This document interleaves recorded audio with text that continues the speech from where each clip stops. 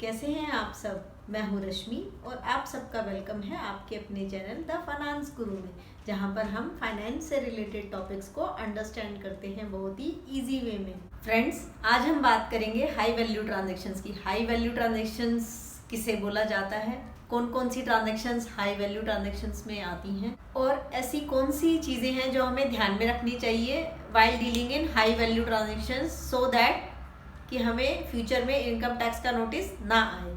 अगर हमारी कुछ transactions during the financial year cross हो जाती हैं कुछ सर्टेन थ्रेशोल्ड लिमिट्स के बियॉन्ड, तो हमको उन ट्रांजैक्शंस को अपनी आईटीआर में फाइल करते हुए चलना होता है। अगर हम उसको फाइल नहीं करते तो ये हाई चांसेस हो जाते हैं कि हमें इनकम टैक्स डिपार्टमेंट से नोटिस आ जाए। फ्रेंड्स, मैंने एक वीडियो पहले बनाया था जिसमें इनकम टैक्स डिपार्टमेंट नोटिस क्यों भेजते हैं, किन रीजंस की वजह से ये इनकम टैक्स नोटिस आता है और इसके क्या रिमीडियल एक्शंस हैं। इस पे एक वीडियो बना हुआ है जिसका लिंक मैंने डिस्क्रिप्शन बॉक्स में ऑलरेडी दे दिया है फॉर योर क्विक रेफरेंसेस। आप उसको पहले देख सकते हैं और रेफर कर सकते हैं फॉर योर क्विक रेफरेंस। आपकी अंडरस्टैंडिंग के लिए मैं हाई वैल्यू ट्रांजेक्शन्स को टोटल 5 कैटेगरीज में डिवाइड करना चाहूँगी। Number 1 category related to banking transactions, number 2 category related to sale purchase of immovable properties, number 3 type of transaction related to share markets, bonds, debentures, number 4 type of transactions related to foreign currency transactions and number 5 type of transaction related to sale purchase of goods और services. ठीक है, चलिए अब बढ़ते हैं number 1 type of transaction जो कि है हमारी बैंकिंग से related. Friends, normally in day to day life में हम काफ़ी ट्रांजेक्शन्स करते हैं जो कि बैंकिंग यूपीआई के थ्रू होती हैं, या फिर चेक पेमेंट्स करते हैं, या फिर हम लोग ट्रांजेक्शन्स करते हैं एनईएफटी या आरटीजीएस। तो अगर हमारे पास सेविंग्स अकाउंट है तो हमें ये इंश्योर करना है कि कोई भी ट्रांजेक्शन 10 लाख रुपए से ऊपर की ना हो। अगर कोई भी ट्रांजेक्शन 10 लाख रुपए से ऊपर जाती है तो हमारा बैंक फॉर्म 61A में इनकम टैक्स डिपार्टमेंट को रिपोर्ट करता है उस ट्रांजेक्शन की डिटेल। बैंकिंग ट्रांजेक्शन्स में नंबर 1 टाइप ऑफ कैटेगरी है सेविंग्स अकाउंट रिलेटेड। फ्रेंड्स, अगर हम अपने सेविंग्स अकाउंट में कैश डिपॉजिट या विड्रॉ करते हैं 10 लाख रुपए से ऊपर का, तो वो ट्रांजेक्शन हमारा बैंक फॉर्म 61A में इनकम टैक्स डिपार्टमेंट को रिपोर्ट कर देता है। जी हाँ, इररिस्पेक्टिव ऑफ द फैक्ट कि अगर आपने वो ट्रांजेक्शन्स को अपने आईटीआर में नहीं भी शो किया हुआ तो भी इनकम टैक्स डिपार्टमेंट को उसकी खबर लग जाएगी।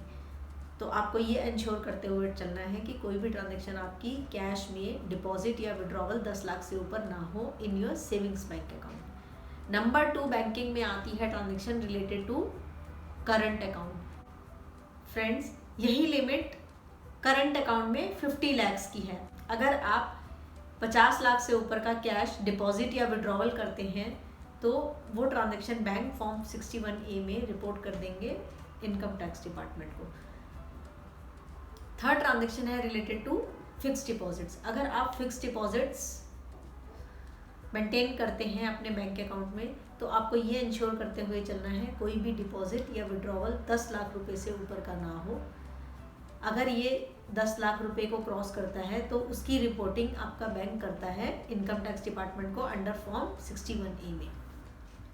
हाँ, एफडी रिन्यूअल के केस में ये लिमिट एप्लीकेबल नहीं है, लेकिन अगर न्यू एफडी आप ओपन करवाते हैं और थ्रेशोल्ड लिमिट जो कि 10 लाख है उसके बियॉन्ड जा कर के कोई ट्रांजैक्शन करते हैं, डिपॉजिट या विड्रॉवल करते हैं एफडी में, तो ये हाई वैल्यू ट्रांजैक्शन मानी जाएगी। इसके अलावा फ्रेंड्स, आपको मालूम ही है कि अगर एफडी में इंटरेस्ट हमारा 40,000 रुपये से ऊपर जाता है ड्यूरिंग द फाइनेंशियल ईयर तो बैंक ऑलरेडी टीडीएस डिडक्ट कर देते हैं, तो वो ऑलरेडी ट्रांजैक्शंस रिपोर्ट हो जाती हैं इनकम टैक्स डिपार्टमेंट को। टीडीएस की limit in case of senior citizens 50,000 rupees है। In case of DD friends, the limit is 10 lakh rupees. अगर आप डिमांड ड्राफ्ट ओपन करवाते हैं फॉर 10 लाख रुपए या उससे ज़्यादा का तो ये ट्रांजैक्शन रिपोर्ट हो जाती है by bank to income tax department. चलिए अब बढ़ते हैं अपने सेकंड टाइप ऑफ ट्रांजैक्शंस की जो कि है cell purchase of property. Friends, हम अपनी लाइफ में एक बार तो घर जरूर खरीदते हैं। यहाँ पर जो लिमिट है वो 30 लाख की है। अगर ट्रांजैक्शन वैल्यू 30 लाख रुपए से ऊपर जाती है तो वो रिपोर्ट हो जाती है टू इनकम टैक्स डिपार्टमेंट। अब आप ये सोचेंगे तो वो ट्रांजैक्शंस किस तरीके से रिपोर्ट होती है इनकम टैक्स डिपार्टमेंट में। फ्रेंड्स, आपको मालूम होगा कि जब हम प्रॉपर्टी को परचेज करते हैं तो स्टैम्प ड्यूटी वैल्यू हमको देनी पड़ती है। अगर स्टैम्प ड्यूटी वैल्यू 30 लाख रुपए से ऊपर जाती है तो यहाँ पर आपके रजिस्ट्रार और सब रजिस्ट्रार इनकम टैक्स डिपार्टमेंट में रिपोर्ट करते हैं उस ट्रांजैक्शन को। Also TDS at the rate of 1% deduction की लिमिट दी गई है इनकम टैक्स एक्ट में, अगर हमारी ट्रांजैक्शन वैल्यू 50 लाख रुपए से ऊपर जाती है। इसके अलावा friends, short term capital gains और लॉन्ग टर्म कैपिटल गेन्स भी हम लोगों को रिपोर्ट करना पड़ता है in our ITR। Third type of transactions है investment in shares, bonds, debentures and mutual funds. अगर हम कोई भी ट्रांजैक्शन कैश में करते हैं while purchasing shares, mutual funds, debentures या बॉन्ड्स, अगर वो ट्रांजैक्शन वैल्यू 10 लाख रुपए से ज़्यादा जाती है तो वो हाई वैल्यू ट्रांजैक्शंस में कवर होती है। यहाँ पर mutual fund, trustee, stock exchange ये ट्रांजैक्शंस को रिपोर्ट करते हैं by filing form 61A to income tax department. Also friends, आपको मालूम होगा कि आपको अगर शेयर्स आपने परचेज किए हुए हैं तो आपको डिविडेंड मिलता होगा।